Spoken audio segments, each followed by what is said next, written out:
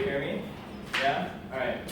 So, my name is Vivek. I am the CEO and co-founder of NangioTx, and our flagship product, V10, may prove the paradigm for the treatment of peripheral artery disease.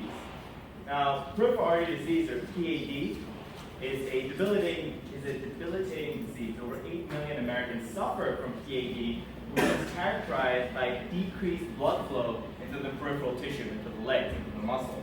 This is caused because of fatty plaques within the blood vessels. Now, we all know about this, atherosclerosis. And it's a $10 billion PAD market that we're trying to target. Now, unfortunately, there exists no FDA-approved therapeutic for the treatment of PAD. And right now, what patients are left with is ultimately ending up with amputation over about a 5-year period. Now, V10 is a self-assembling peptide. It's a polymer. It comes together on its own, like a hydrogel. We inject it into the muscle. And what we've shown is that it rapidly creates blood vessels. It's pro-angiogenic. Rapidly creates blood vessels, as you can see there, into an angiogenic network, into a new blood vessel network that can better supply the tissue with blood. We've proven efficacy. We have a formulation. We have a target, an API, a target molecule. For those of you who know a little bit about drug development. But ultimately, we are trying to do a fundraise to take this towards clinical trials. We need about $2 million to get to our investigational new drug filing, which is right before we start phase 1 clinical trials in humans. And we need a total of about $9 million to get us to our phase 2 exit. And the idea, inject the peptide, create new blood vessels, get these folks to get up to walk around again. In fact, they're in so much pain, they can't even get up to go to the bathroom. It's pretty sad. 1 in 5 Americans above the age of 60 has some form of peripheral artery disease. So just a very quick recap, since I've got 2 minutes. Our path to market is relatively well defined. We're doing the $2 million fundraise right now to complete manufacturing toxicity studies. Reminder, we have an API, we have a target molecule, we have formulation complete, licensed IP, we've done freedom to operate. Basically, what we have left is some preclinical tox and manufacturing studies before we start phase 1. We're looking at about a total of $9 million investment to get to our phase 2 exit, which is after showing efficacy, that it works in humans, and then phase 3 clinical trials, and we'll plan to partner up with pharma and do a Series C raise. I know that means I don't have time left. Basically, we're at Mass Challenge, we won a bunch of pitch competitions, we're doing non-dilutive funding, and we're really excited to be a part of this ecosystem in New York, and hopefully grow some traction. That's all I got.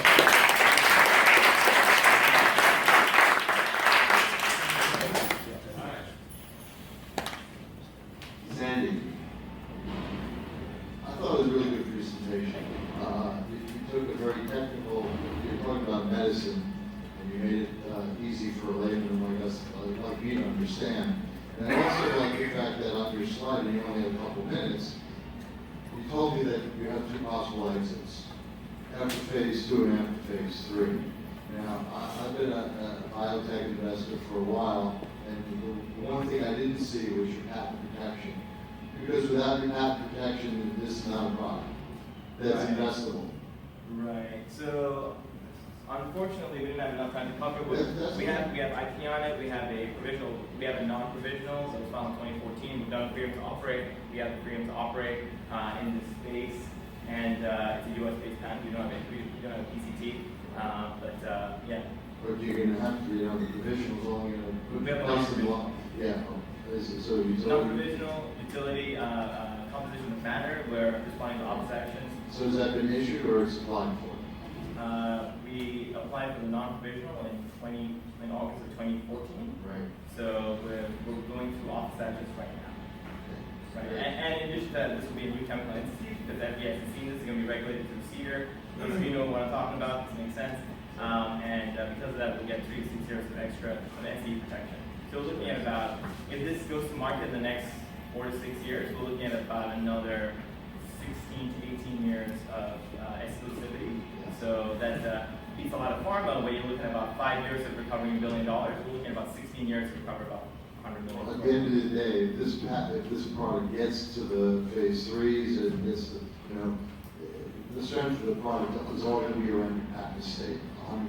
Right. And you know that. Right, and we're working with Pillsbury along with Winston and a number of other law firms in the space who are really good at this, and we're offering us really good evergreening strategies, although I probably shouldn't talk about that right now.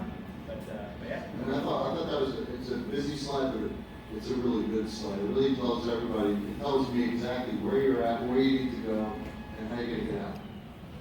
Well, bring me back. Bring me some life. I just want to say you said a key word there, evergreen. Oh, yeah. Use that. Yeah. Use that. Well, it depends on who I'm talking to. Yeah. All right. So are there other companies that you're aware of that have similar mechanics of action that you're... Right, so if you flip that business card over and you'll see that picture right there, right? For those who don't have it, I'll pass it off to you. But basically, there is no technology out there, stem cells, gene therapies, which are in clinical trials right now, that reach the degree of density of blood vessels that we're forming or the maturity of blood vessels that we're forming. So those who know a little bit about this, blood vessels that we're forming are not just lined with endothelial cells, they're not just like capillaries, like when you rub your eye. These are mature blood vessels. They're lined by smooth muscle cells. They're arterioles, venules. They're mature blood vessels, and now I'm going to off this stage. And they're capable of sustaining a prolonged effect and supplying the tissue with blood. So there is no technology on the market that does this. There is no FDA-approved technology. There is no gene therapy that's on the market or going to be on the market anytime soon. And there is no stem cell technology that does this well. At the same stage as those companies, as those technologies were, as we are right now, we're showing 25 to 35% better efficacy. We'll have to take this offline, because I know I don't have forever. Better efficacy than they have. And we'll publish those results, as you can see over there. We think that this is a material-based technology, because a 15-year-old stem cells are beautiful. They'll grow like anything. A 65-year-old stem cells don't, right? Because they're not as stem-like anymore. So you can take many stem cells as you want out of a 65-year-old and inject them back in. It's not going to do much. It's a material-based technology. There's homogeneity in the material that we're making. It's peptide-based, so for people who are on the manufacturing side, it's not expressed in E. coli. It's made by solid-phase peptide synthesis. No concerns with endotoxin, exotoxin, contaminants, and things like that. Very clean, materials-based technology. Kicking off the stage. No, I'm just saying. Keep going? Well, you blew them away. They don't know what to say about that. No. Barry, you have a question? Yes, sir. I think you're bringing a complex project that you're doing and explaining it in English. Thank you. So we thank you very much. Yeah. Yeah, well, so I'm in the business of publishing papers, and you get more appeal when you make it easier to understand. So, and getting investments. So. All right, thank you.